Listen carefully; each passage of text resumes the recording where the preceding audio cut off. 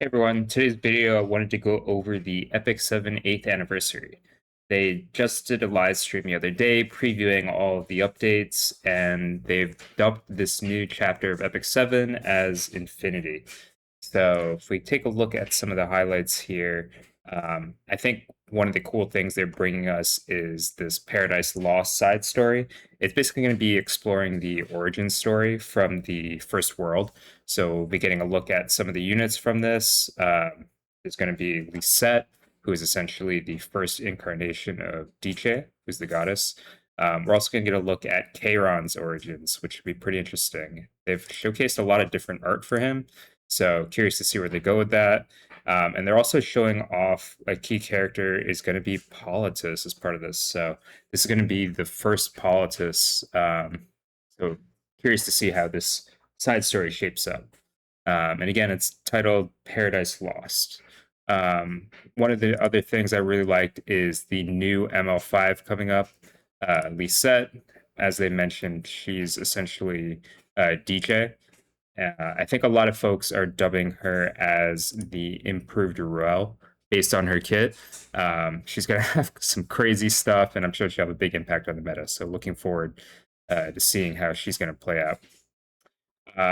One of the other units that they revealed is the new blue Politis. So this is the Politis from the first world, I believe.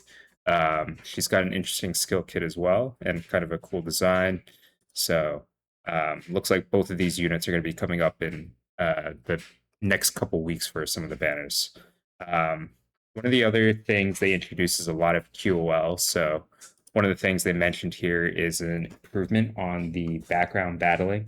So you're basically going to be able to run it in the background without the game open. So, you could, alt tab out, you can go use another app, you go watch YouTube.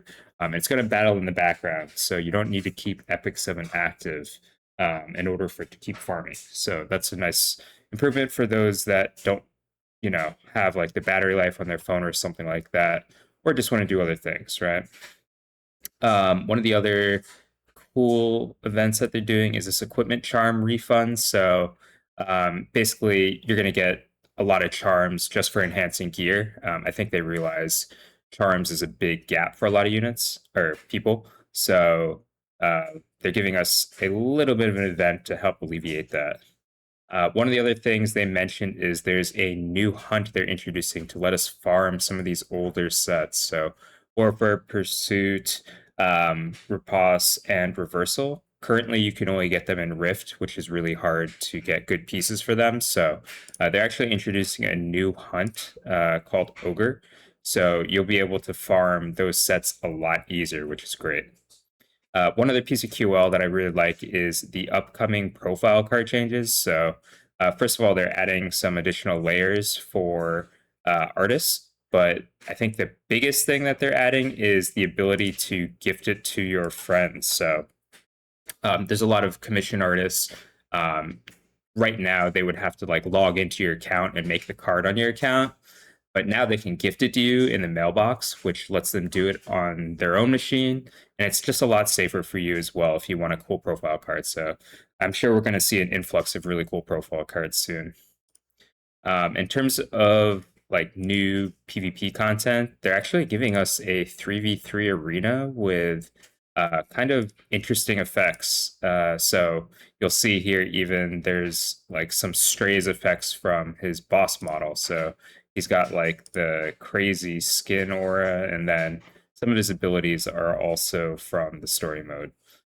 So I think it's a really cool way for them to reuse assets, and I think a lot of people will be interested in that. Um, they did mention they're doing a CZN collab, so I think this is pretty cool. I played both games. They bring in over Renoa. She's going to be the free ML5. Mei Lin is going to be a 5-star that you have to pull, as well as Haru. So we'll see how that turns out. They're also adding a bunch of chaos modes into the Epic 7 itself. So we'll see how that turns out. I think a lot of people like PvE content, and hopefully this satisfies that niche for them. So yeah, basically we're going to be getting Haru, Mei Lin, Renoa as our characters from CZN. hopefully they're pretty good.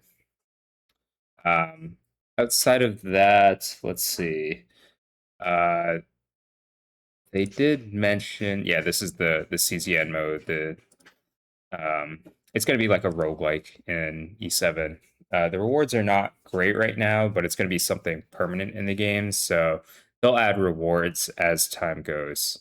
Um, Couple other highlights here. They're giving us a New Moon Luna skin, so she's going to be uh, in a bunny suit.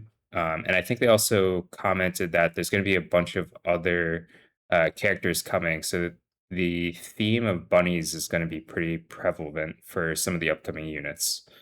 Um, I think one of the big things they mentioned here is that Epic 7 is actually coming to Steam. So I'm pretty sure everyone knows what Steam is, but it's kind of like a store for a lot of games.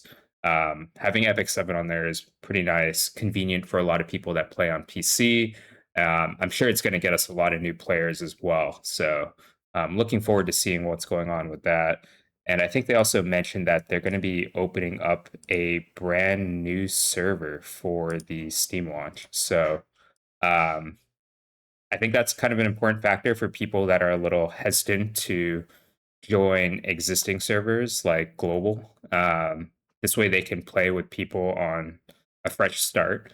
Um, you know, it's a lot more new player friendly, but eventually they'll be, playing against the regular players. But, um, there's probably a lot of veterans that are also going to be trying to restart on these new servers because there's certain perks that come with certain servers, like it's easier to get arena frames, that kind of thing. So we'll see what happens with that.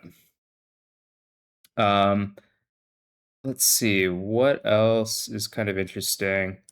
They did mention they're giving us a lot of gifts, so they're giving us a ton of summons. It's 1260 summons, which is a ton. So it's 20 a day over 63 days. They're giving us 100 leaves. They're giving us an ML selector, limited Artie hero selector, an unknown slate, bottle of knowledge, and they're also giving us the epic infinity ring. So it's going to be a 20 speed ring, I believe. This is pretty big for a lot of people, especially new players. My guess is this ring is going to be used probably on either of these two units, considering they're featured, right? So really good to get a 20 speed ring for a lot of new players, and veterans, I'm sure, will always be happy with an extra 20 speed. But yeah, that's kind of it for the Epic 7 Infinity Showcase. Looking forward to the updates coming this week and next week. We've got a lot of, you know, good content coming from the side story, the new units between Lisette, Politis, and then eventually, yeah, we're going to be getting that new RTA 3v3 mode, Call of the Chaos, which is going to be giving us, rewards as well. And just a lot of QL changes. I'm really excited about the profile card change. Probably going to be looking into finding an artist and having them create something cool. But yeah, those are kind of the highlights from the Epic 7 Infinity Showcase for me. And let me know what your thoughts are.